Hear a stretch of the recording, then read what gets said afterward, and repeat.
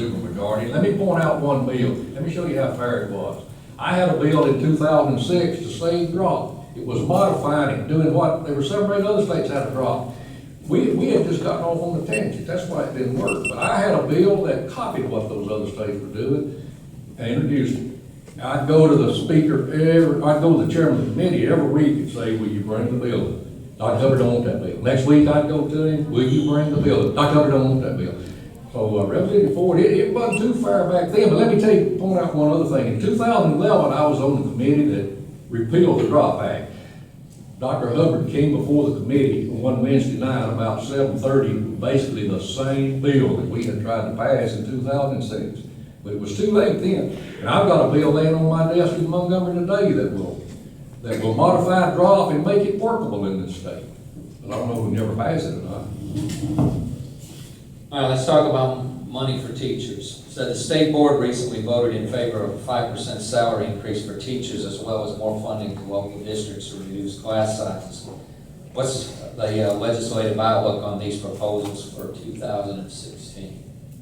Well, I sponsored an 8% pay raise coming up this legislative session, so I sponsored a pay raise since we've taken money out of their paycheck since 2011 when we asked them to pay 2.5% more for their benefits. There was a partial pay reinstatement, what I call it, of 2% in 2012, and it excluded post-secondary. I don't agree with it. I think we need to support our educators and their benefits. If you think about you being able to, you're taking 2.5% out on every year, and you hadn't had a pay raise since 2008, I think there's a problem. It's all about priorities. It's all about what's important to the current body and the current legislature at hand. You know, that's another piece of legislation that I have that's not allowed to be brought up in committee. Lynn, I'd like to see that all bills are brought up in committee. I think that's the fair thing to do, give them a fair shake, let them be voted up or down. But I think we need to know where people stand instead of people coming back in their districts running for office saying they stand for educators when they got a track record of voting against educators, don't you? I'd like to know the truth. So let's put the votes on the wall and let's see what lights go green, what lights go red, and then that way we'll know who's for you, who's against you. Thank you. One thing about that, it was actually at a work session a couple of weeks ago where Dr. Weiss brought up the idea of a raise for teachers. It wasn't a vote or a formal proposal. It was a conversation that came up, but yes, true indeed, the state board members all chimed in and all agreed. One thing in terms of the perspective, it's not like our teachers are making good money now and we're trying to give them more money. What Dr. Weiss did was looked at inflation over the last however many years it's been since teachers got a significant raise and just tried to catch them up to where they should be anyway. You know, the inflation has gone up, their insurance has gone up, the salaries have stayed the same, but their responsibilities have increased. So it's almost like a pay decrease instead of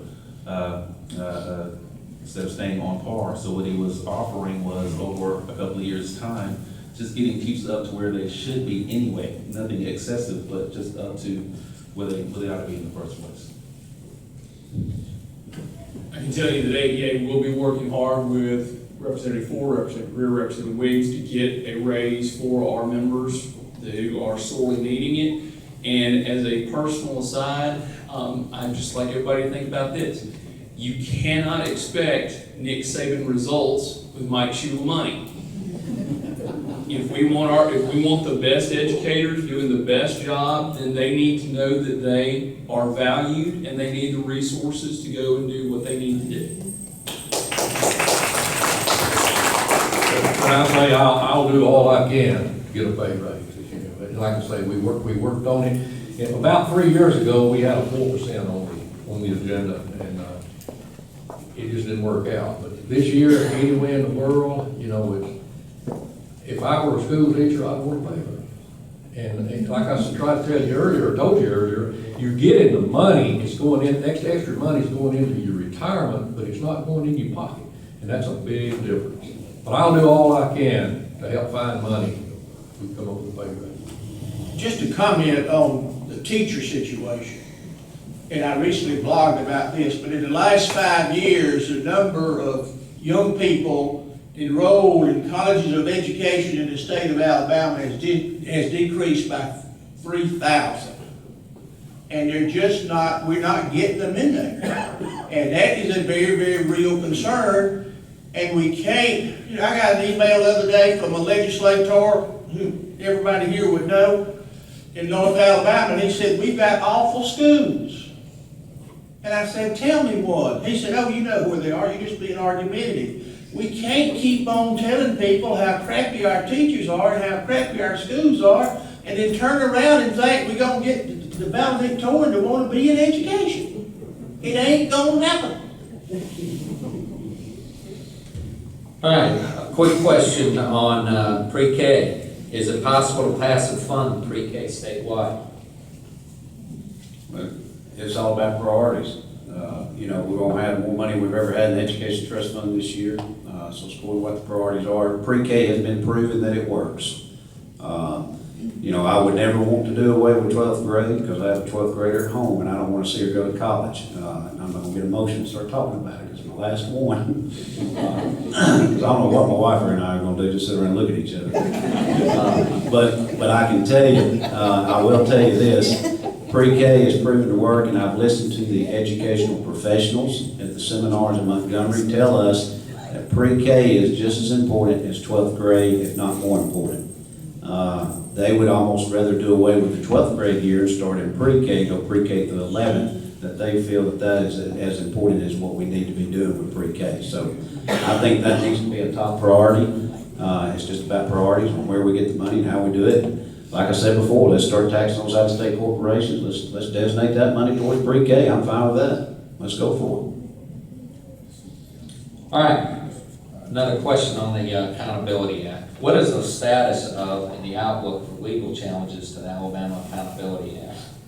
And what checks are in place to prevent religious indoctrination at schools at which scholarship recipients are enrolled?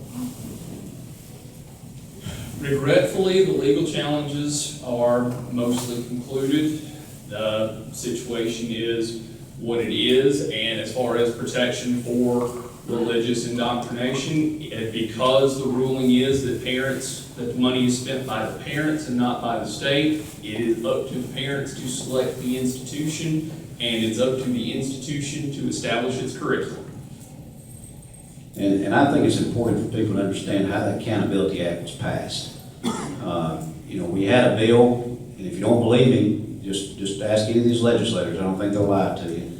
I know these won't, but I can tell you, we had a piece of legislation in our hands. They went to a private room. They came out with another piece of legislation. They rammed it through. By the time it was copied and printed, we had about 30 to 40 minutes to read this piece of legislation, which changes education as we know it, which was a thick piece of legislation. There was no way we could tell what all was in the bill. I have it on video. The governor said himself that if we didn't do it that way, it would have never passed. Now, is that what you want in your government here in the state of Alabama? I don't think so. It's a bad piece of legislation. It needs to be repealed. Look and see who's getting the money.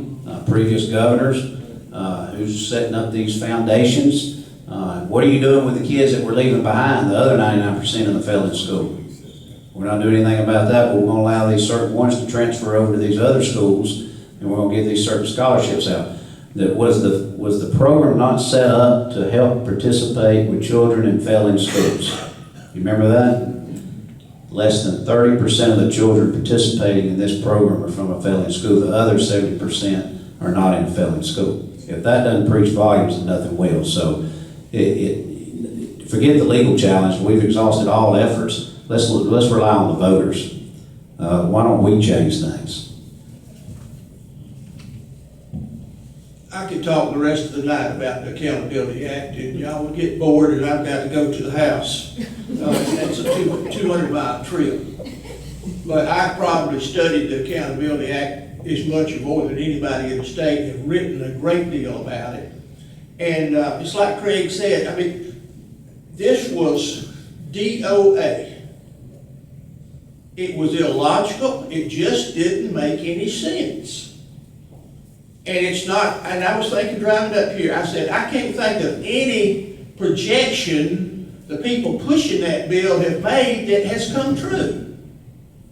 As Craig said, we were told initially, this is all about helping children in failing schools who are there because of their zip code.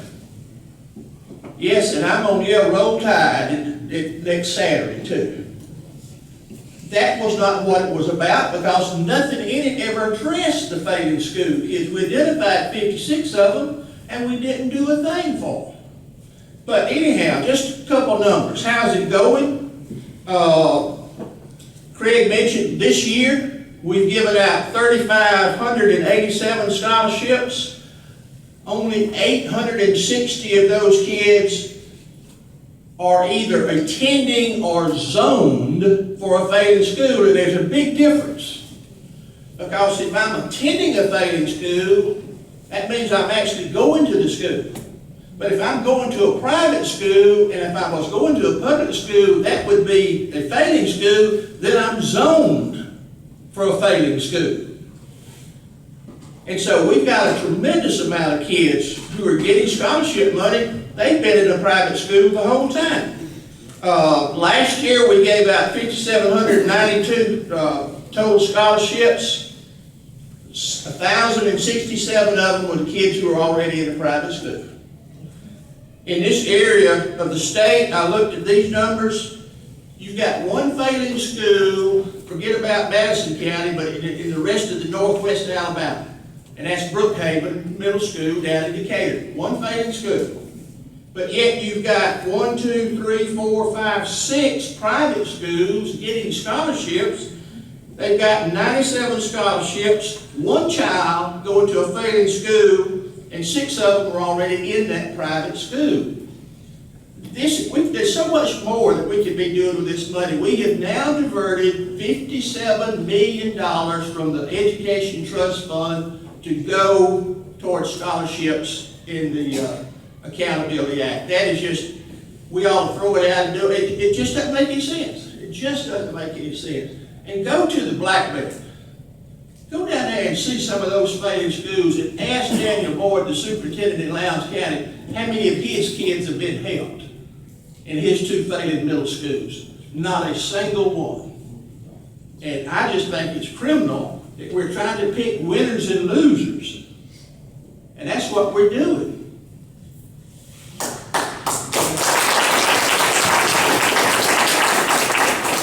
Before I left the office this afternoon, I asked our financial guy to give me a count on the number of kids that we've been able to identify at the State Department of Education who have taken advantage of AAA in the last 2 years. Now, we don't do the scholarships, which is the bulk of it. I think the lion's share comes from scholarships, and that's through the Department of Revenue, and I don't have that information in front of me. But in terms of those who have been able to take advantage of AAA for the tax credit portion of it, of the 730,000 children that Mr. Lee mentioned earlier, over the last 2 years combined, we've had 146. The numbers are just not there. When you get to digging into this stuff, you see funky things. I mean, Bob Riley started the Alabama Opportunity Scholarship Fund. And the first year, in 2013, they raised $17.8 million for his, gave out 0 scholarships.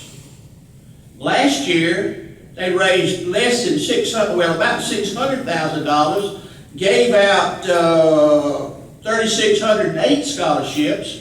And the language in the bill says once you get a scholarship, you're eligible to keep it. But yet, Bob Riley gave out, or his scholarship fund gave out they cut back 1,500.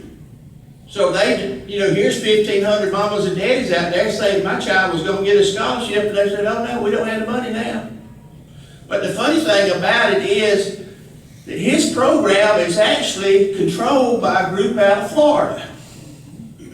And if you go looking for a 990 form for the Alabama Opportunity Scholarship Fund, and you can't find one because they ain't one.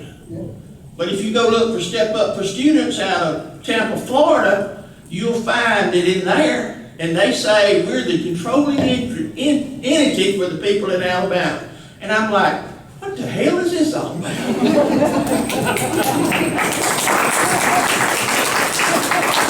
It takes $130 million to put every child in pre-K, $130 million, so why don't we do away with this and put this money towards pre-K? All right, let's talk a minute here. Next question here. Could you speak to improving services and programs for gifted students? And a second question is, what is Alabama considering in terms of protecting student privacy? And I think that's certainly an issue that any parent's concerned about. I can talk a little bit about, start with student privacy. That is a very valid subject. As a matter of fact, Ms. Lee and I and a couple of other people were talking before we came in here about how data gets transmitted and swiped these days. We at the But state. this wasn't student, this No, was this us. is I just had some cat in Russia hack all my files, so. But the State Department is being vigilant about making sure that that student data is protected. We only collect what we have to collect, what the federal government what obligations we have with the federal government to collect. There were a lot of rumors that started circulating when all the Common Core hubbub started about student data being taken and we're selling it, and the most wildest accusations that you could imagine. And none of that, of course, is true. We are particular about adhering to FERPA. FERPA is the federal standards for making sure that we don't give out any personally identifiable information or any information about students or student academic records. So the State Department takes it very seriously. We are under lock and key in terms of making sure that student information doesn't get out there. We created a data governance committee. I'm actually on that committee. Whenever, it used to be the case if a student was working on a dissertation, for example, and they needed this kind of information or that kind of information, they would call me, and if I couldn't get it, they call this person, call that person. What we've done is created a committee that is a center point of information. Whoever is looking for information outside of our department, it goes to the Data Governance Committee. We meet once a month. We go through each request one by one. If it's something that is valid and that we think is worthwhile, and by worthwhile I mean something that the State Department agrees with that information and has some type of memorandum of understanding with the organization that's requesting it. Then it will go to our research and development department, through our data folks, but we don't willy-nilly discard information or give information out to people who are seeking it, regardless of whether they're marketers or students or nonprofit organizations. So we've always been careful with student data, but one of the bright spots that came out of all the misconceptions of Common Core was that it did allow us to refocus and look at how careful we were being with student data and put a new emphasis on how careful we are with it. So more than ever before, we're being careful, making sure that student data is maintained. It's all warehoused at Alabama Supercomputer Authority, and it is under a tighter lock and key than it's ever been. All right, I believe there was a bill that may have been dropped in, and I think this was an issue here in our local tax referendum election. So do you feel that school systems should be allowed to spend funds on tax referendums or be able to place signs on school property or send home literature supporting taxes for the school system? Without debating the wisdom of it, which I personally think the role of schools is to educate, and if they believe that they need to educate the public on an issue of public concern, then they should be able to do that, which is the position that the Attorney General has taken in multiple opinions, and multiple times this has been taken up, and the courts have consistently sided with the Attorney General to say, as long as it's not a partisan political issue, if a school system has a vested interest in a ballot measure, then they have a right to inform their parents and the community about that ballot measure. All right.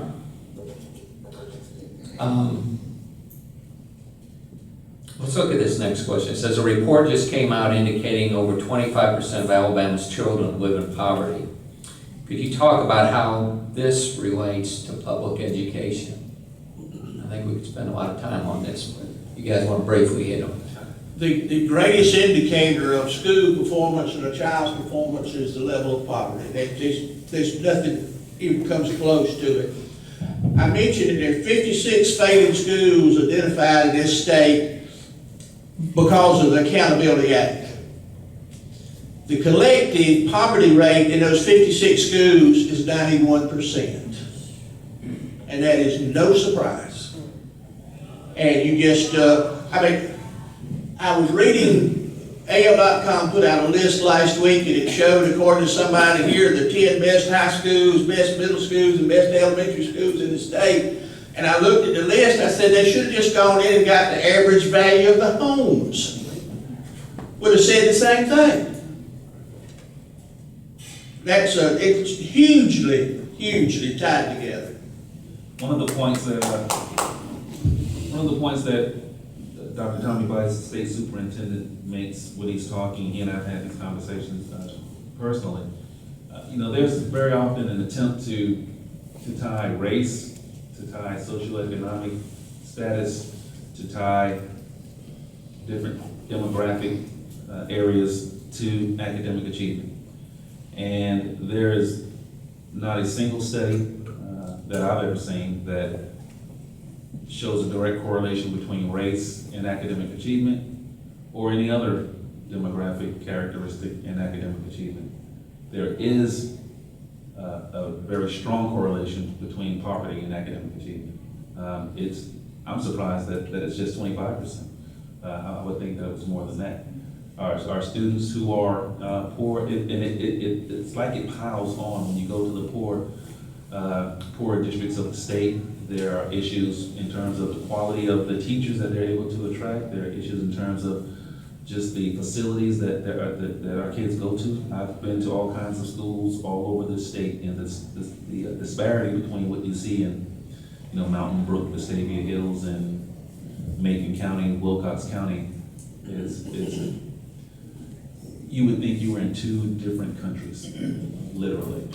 So it doesn't surprise me that the economic impact has such a showing when it comes to academic performance. What we have to do is, and one of the things that the State Board of Education is doing right now is looking at the distribution of funds when it comes to public education. It has to be looked at. Alabama is one of only a couple of states in the country, I think Alabama and I think it might be South Carolina, who still doles out education funds the way that we do. There's an organization called Augenblick that's in the process of doing a 2-year study to look at how Alabama funds public education, and they're either about to or have recently provided the State Board of Education with the results of their study.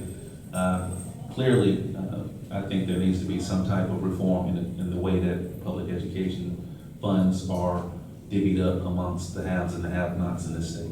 And just to piggyback on what you're saying, if kids are sick and can't afford to go to the doctor, they can't learn. If kids can't afford to eat breakfast, they come to school hungry, they're not gonna be able to learn. There's a lot of parents in this state, unfortunately, that can't afford their kids a jacket during the winter months. So just keep that in mind. And just kind of piggybacks on what you're saying. Just because a school is high poverty doesn't mean it can't be high performing. Now, it's not commonly that way, but it can be that way. And how I got involved with education is that in 2008, I led a study of 10 what we call high poverty, high performing rural schools across the state. Me and 2 colleagues drove 10,000 miles. I went to more Native American days and PTA meetings and city council meetings in Cartersville and Liverpool. But we looked at, Dutton over in Jackson County, Phil Campbell down in Franklin County, Arley down in Winston County, and all the way to Mobile. And looked at 10 schools that would just blow your socks off. And they're right out in the middle of nowhere. And they all had at least 65% free and reduced lunch.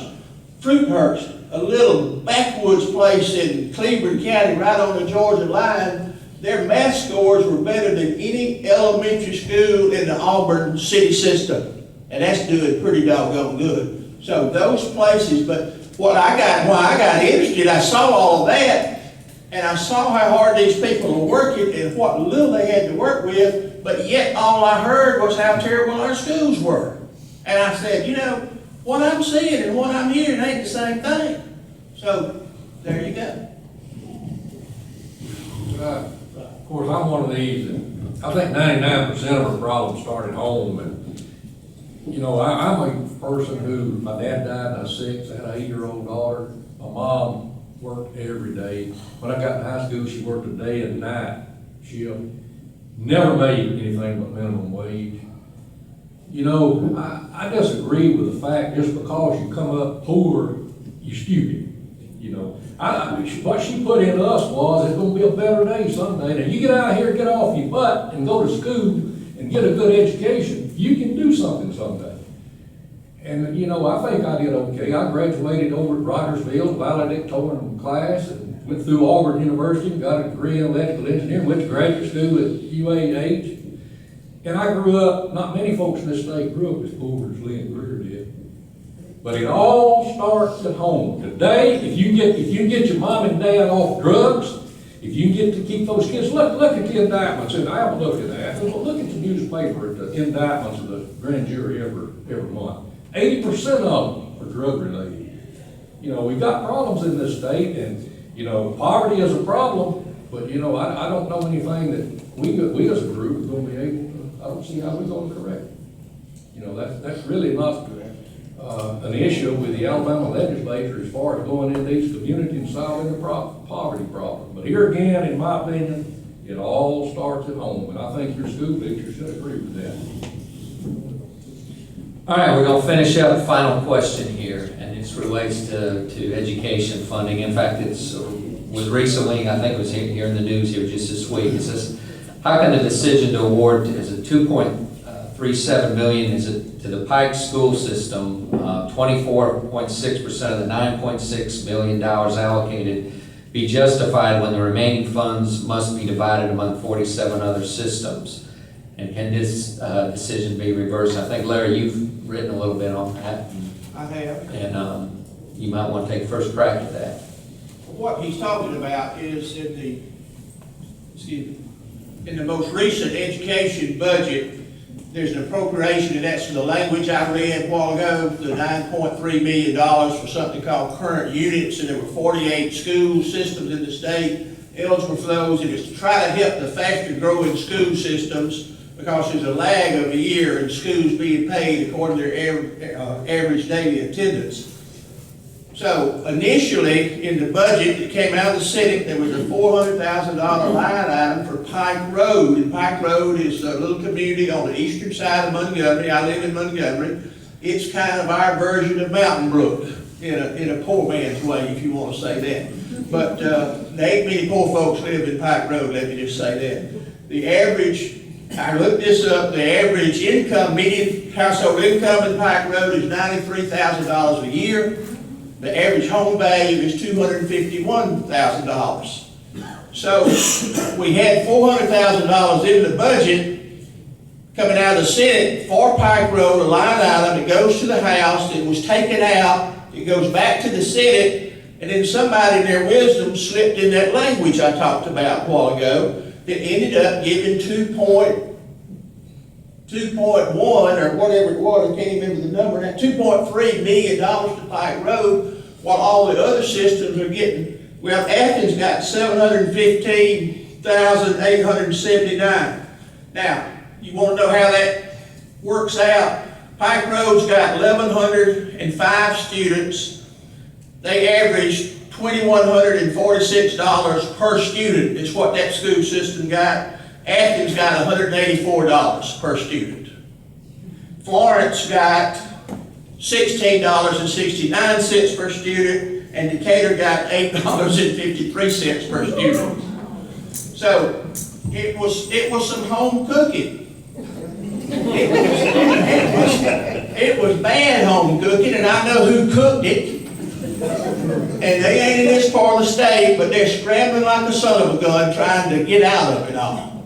But I don't need to go any further. And are we gonna say closing comments at the end?